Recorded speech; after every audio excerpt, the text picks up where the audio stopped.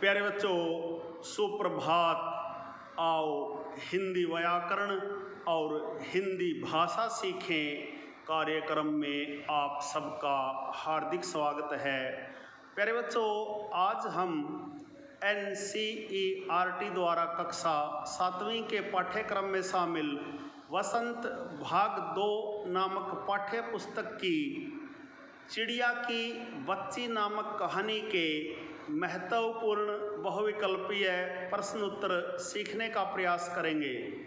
प्यारे बच्चों, चिड़िया की बच्ची हिंदी के सुप्रसिद्ध कहानीकार श्री जैनेंद्र कुमार जी की महत्वपूर्ण कहानी है, जिसमें उन्होंने पक्षियों के माध्यम से स्वतंत्रता के महत्व को बताया है। प्यारे बच्चों, आइए चिड़िया की बच्ची नामक कहानी के महत्वपूर्ण बहुविकल्पीय प्रश्न उत्तर सीखना प्रारंभ करते हैं। प्यारे बच्चों, पहला प्रश्न देखिए। चिड़िया की बच्ची कहानी के लेखक का क्या नाम है? क जैनेंद्र कुमार, ख यशपाल, ग प्रेमचंद, घ नागार्जुन। उत्तर क जैनेंद्र कुमार। प्यारे बच्चों, चिड़िया की बच्ची कहानी के लेखक का नाम जैनेंद्र कुमार है। प्रश्न नंबर 2, माधव दास ने नई कोठी किसकी बनवाई थी? क लोहे की, ख संगमरमर की, ग मिट्टी की, घ सीमेंट की। उत्तर ख संगमरमर की। प्यारे बच्चों, माधव दास ने नई कोठी संगमरमर की बनवाई थी। प्रश्न नंबर 3, सेठ माधव दास ने कोठी के सामने क्या बनवाया था? क कुआं, ख तालाब, ग बगीचा, घ पानी का नल। उत्तर ग बगीचा। प्यारे बच्चों, सेठ माधव दास ने कोठी के सामने बगीचा बनवाया था। प्रश्न नंबर 4, व्यसन का क्या अर्थ है? क पुण्य, ख पाप, ग बहादुरी, घ बुरी आदत। उत्तर घ बुरी आदत। प्यारे बच्चों, व्यसन का अर्थ होता है बुरी आदत। प्रश्न नंबर 5 देखिए। तख्त पर बैठकर सेठ जी क्या निहारते रहते थे? क प्रकृति की छटा को, ख आने जाने वालों को, ग अपनी कोठी को, घ अपने नौकर को। उत्तर क प्रकृति की छटा को। प्यारे बच्चों, तख्त पर बैठकर सेठ जी प्रकृति की छटा को निहारते रहते थे।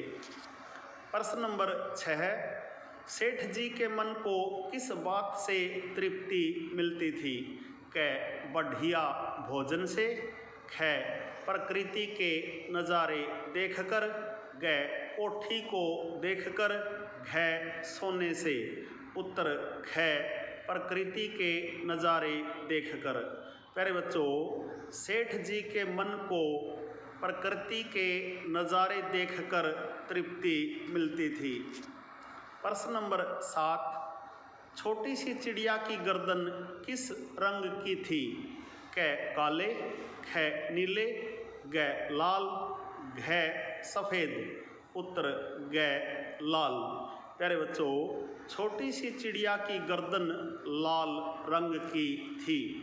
प्रश्न नंबर 8, चिड़िया ने सेठ जी से कहाँ जाने के लिए कहा था? क जंगल में, ख नगर में, ग पेड़ पर, घ अपनी माँ के पास। उत्तर घ अपनी माँ के पास।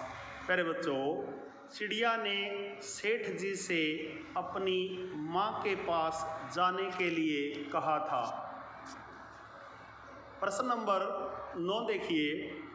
बाट देखना मुहावरे का क्या अर्थ है? क प्रतीक्षा करना, ख मार्ग देखना, ग मार्ग पर चलना, घ मार्ग पर जाना। उत्तर क प्रतीक्षा करना। प्यारे बच्चों, बाट देखना मुहावरे का अर्थ है प्रतीक्षा करना, इंतजार करना। प्रश्न नंबर 10, मुझे तुम और कुछ मत समझो, मैं अपनी माँ की हूँ, ये शब्द किसने कहे थे? क चिड़िया की माँ ने, ख चिड़िया ने, ग सेठ जी की बिटिया ने, घ सेठ जी की पत्नी ने, उत्तर ख चिड़िया ने। प्यारे बच्चों, मुझे तुम और कुछ मत समझो, मैं अपनी माँ की हूँ, ये शब्द चिड़िया ने कहे थे। प्रश्न नंबर 11 है, चिड़िया ने महामान्य किसे कहा है? क सूरज को, ख बादल को, ग सेठ जी को, घ फवारे को, उत्तर ग सेठ जी को। प्यारे बच्चों, चिड़िया ने महामान्य सेठ जी को कहा है। प्रश्न नंबर 12 है, मालामाल होना का अर्थ है? क गरीब होना, ख कमज़ोर होना, ग मोटा होना, घ धनवान होना, उत्तर घ धनवान होना। प्यारे बच्चों, मालामाल होना का अर्थ है धनवान होना। प्रश्न नंबर 13 देखिए, जिससे मैं बात कर लेता हूँ उसकी किस्मत खुल जाती है, इस कथन से सेठ माधव दास के कैसे स्वभाव का पता चलता है? क घमंडी, ख दानी, ग दयावान, घ उदार, उत्तर क घमंडी। प्यारे बच्चों, जिससे मैं बात कर लेता हूँ उसकी किस्मत खुल जाती है, इस कथन से सेठ माधव दास के घमंडी स्वभाव का पता चलता है। प्रश्न नंबर 14 है, कहानी में नादान किसे कहा गया है? क नौकर को, ख चिड़िया को, ग सेठ जी को, घ स्वयं लेखक को, उत्तर ख चिड़िया को। प्यारे बच्चों, कहानी में नादान चिड़िया को कहा गया है। प्रश्न नंबर 15 देखिए, बटन दबाने पर कोठी से बाहर कौन आया था? क सेठ जी की बिटिया, ख सेठ जी की पत्नी, ग नौकर, घ सेठ का कुत्ता, उत्तर ग नौकर। प्यारे बच्चों, बटन दबाने पर कोठी से बाहर नौकर आया था। प्रश्न नंबर 16 है, कहानी में प्राणियों की कौन सी प्रमुख प्रवृत्ति को बताया गया है? क घमंडी होने की, ख लाल अच्छी होने की, ग घृणा करने की, घ स्वतंत्र रहने की, उत्तर घ स्वतंत्र रहने की। प्यारे बच्चों, कहानी में प्राणियों की स्वतंत्र रहने की प्रवृत्ति को बताया है। प्रश्न नंबर 17 है, प्रस्तुत कहानी में सेठ का क्या नाम है? क माधव दास, ख राघव दास, ग जाधव दास, घ लाघव दास, उत्तर क माधव दास। प्यारे बच्चों, प्रस्तुत कहानी में सेठ का नाम माधव दास है। प्रश्न नंबर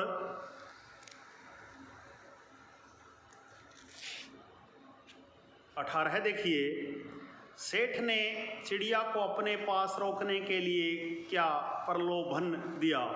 क एक सोने का पिंजरा बनवाने का, ख सोने की प्याली में पानी पिलाने का, ग सोने की झालर लटकाने का, घ उपरोक्त सभी, उत्तर घ उपरोक्त सभी। प्यारे बच्चों, सेठ ने चिड़िया को अपने पास रोकने के लिए एक सोने का पिंजरा बनवाने का, सोने की प्याली में पानी पिलाने का, सोने की झालर लटकाने का अर्थात उपरोक्त सभी प्रलोभन दिए। प्रश्न नंबर 19 देखिए, चिड़िया माधवदास के महल के सामने किस पौधे की डाली पर बैठी थी? क गेंदा, ख गुलाब, ग चंपा, घ चमेली। उत्तर ख गुलाब। प्यारे बच्चों, चिड़िया माधवदास के महल के सामने गुलाब के पौधे की डाली पर बैठी थी। प्रश्न नंबर 20, चिड़िया के पंख कैसे थे? क लाल चमकदार, ख सुनहरी, ग चमकदार स्याह, घ पीले। उत्तर ग चमकदार स्याह। प्यारे बच्चों, चिड़िया के पंख चमकदार स्याह थे। प्रश्न नंबर 21, सेठ जी मसनद के सहारे कहाँ पर बैठते हैं? क गलीचे पर, ख दरी पर, ग गद्दे पर, घ चटाई पर। उत्तर क गलीचे पर। प्यारे बच्चों, सेठ जी मसनद के सहारे गलीचे पर बैठते हैं। प्रश्न नंबर 22, सेठ ने नौकर को क्या आदेश दिया? क चिड़िया के लिए भोजन लाने का, ख चिड़िया को पकड़ने का, ग चिड़िया को उड़ाने का, घ इनमें से कोई नहीं। उत्तर ख चिड़िया को पकड़ने का। मेरे बच्चों, सेठ ने नौकर को चिड़िया को पकड़ने का आदेश दिया। प्रश्न नंबर 23, चिड़िया के कितने भाई बहन हैं? क एक बहन दो भाई, ख एक भाई एक बहन, ग दो बहन एक भाई, घ इनमें से कोई नहीं। उत्तर ग दो बहन एक भाई। प्यारे बच्चों, चिड़िया के दो बहन और एक भाई हैं। प्रश्न नंबर 24, चिड़िया निम्नलिखित में से किसे नहीं जानती थी? क अपनी माँ को, ख अपने भाई को, ग सूरज को, घ माधव दास को। उत्तर घ माधव दास को। प्यारे बच्चों, चिड़िया माधव दास को नहीं जानती थी। प्रश्न नंबर 25, निम्नलिखित में से कौन सा शब्द माँ का पर्यायवाची नहीं है? क मौसेरी, ख जननी, ग माता, घ अम्बा। उत्तर क मौसेरी अर्थात मौसी।